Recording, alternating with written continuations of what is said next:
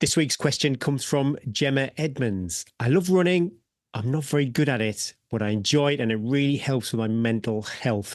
I tend to run 3 to 4 times a week and I've done a couple of 50Ks, but got injured, probably due to the lack of strength work. Yes, I know I should, but I don't have time, childcare or money for a gym, so it's ad hoc body weight sessions. My question is, physio says I need to increase my cadence.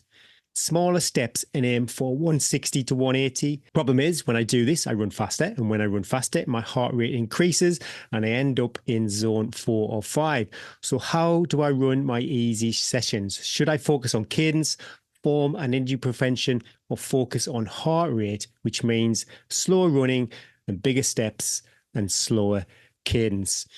Well, I'm going to pull you up, Gemma. We're all good runners. My goodness me, 3 to 4 times a week. You are a good runner. And I don't know, you two can correct me. I only pick the metrics I like to see.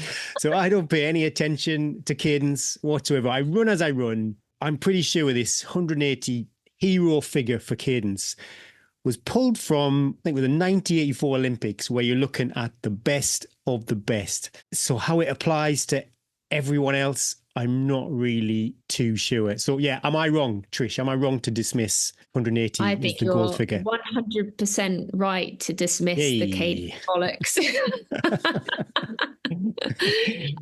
Like Gary said, there's been numerous studies now that show that everyone's cadence is different, and particularly in something like trail running, your cadence is all over the place. I would really not focus on your cadence. What I would focus on is how you feel and your natural rhythm. That's so much more important, having a natural rhythm to your running and feeling confident and capable. There's so many things you see in terms of like running, and form is important in running, and there's lots to get from that again, but what's more important is how you feel. And a great example of that is when we talk about form and cadence and etc. is Paula Radcliffe, who has quite an obvious nod when she runs. She talks in her biography about having that, essentially almost coaches trying to coach that out of her, and it just didn't work for her. And she's probably one of the greatest marathon runners that we've ever had in the world. So 100% find your natural rhythm, forget the whole cadence thing, and find what's normal for you.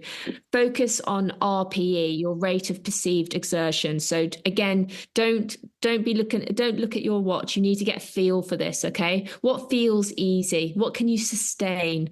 With your harder sessions, how does that feel? Can you talk? Can you want to be at a pace where you can maybe say a word or so. So get used to that feel and take the time to invest in what level that is for you, so you can really dial into it. The cadence stuff, I think it's just nonsense. Maybe if I'd maybe be slightly more interested if you were a road runner, because again, that's more about getting that energy return from a specific from that cadence and from that flow of running on the road. But particularly in trail, it just doesn't matter. I mean, your cadence, if you're going uphill 1 minute, you're going downhill the next, you're going who knows. So really don't worry about that. Focus on how you feel and what flows for you. Try and get into your flow. Slower running, there's nothing wrong with slower running. It's super important for actually the vast majority of your training program. Don't be worried about slower running. As long as you're getting some hard running in and sprinkling in with those sessions, some hard sessions, you're doing a good job. And you are a runner. You are 100% a runner. You run 3 to 4 times a week. What more do you want? You're doing great. Awesome. I don't know Gemma's history, but she has alluded to probably due to a lack of strength work. What do you think, Rebecca? Do you think that's more important than the cadence?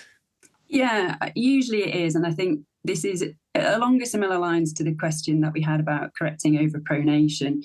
It's because these are things which are measurable. So a physio or someone who in a running shop can look at your gait, or they can look, your physio can measure your cadence. And because it's measurable, it tends to be something that draws people in as then a variable that you can somehow alter or change. So with all of these types of questions, it's why did the physio suggest it? What problem did you have when you went to see them, which meant they wanted to look at your cadence and then felt there would be some benefit in increasing it? The evidence was around sort of anterior knee pain. So that's pain at the front of your knee due to what we call a patellofemoral joint, so your kneecap joint.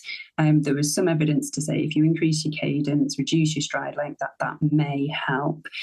But for all the reasons Trish has already explained, that it has not necessarily stood up to the test of time in terms of evidence base, but also particularly in the realms of where we work, which is trail running. So again, the mileage you've got in terms of changing your cadence, which will have a demonstrable effect on trails, is probably quite small. And you've run into the classic issue of, as you try and increase your cadence, your speed increases.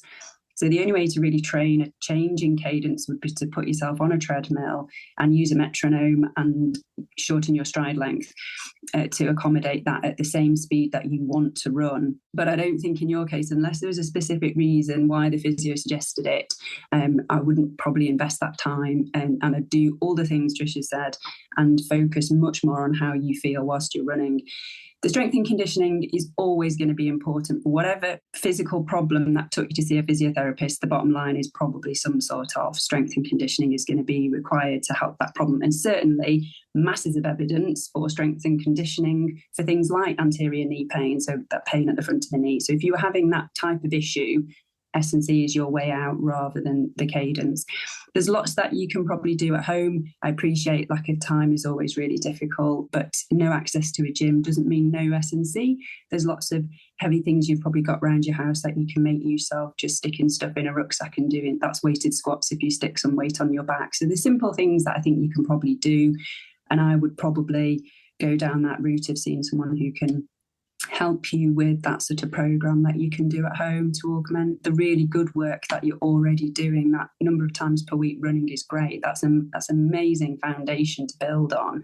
It's just tweaking those bits around the edge. So I wouldn't stress myself out during the run to try and count my steps or be following something. I would enjoy my runs and I would do that bit of S&C in between to support that running. That's probably where I would put the focus, exactly as Trish says. But just on that with the strength work, I totally get the whole childcare and gym thing.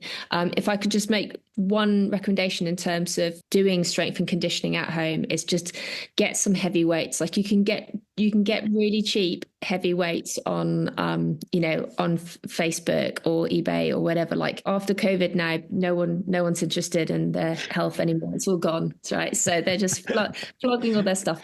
But if you're going to invest one thing, get some heavy weights. And even if you do one solid strength session a week, focusing on something like deadlift, split squat, or some squat variant, and single leg movement like step ups or rear lunge, you don't need a huge amount of heavy weight for that, because even if you've got heavy dumbbells, that will still work because it will be heavy, and it's the balance and stuff like that. That might also help with your knees if you're having knee issue, which physio might have potentially stuck in the cadence piece about.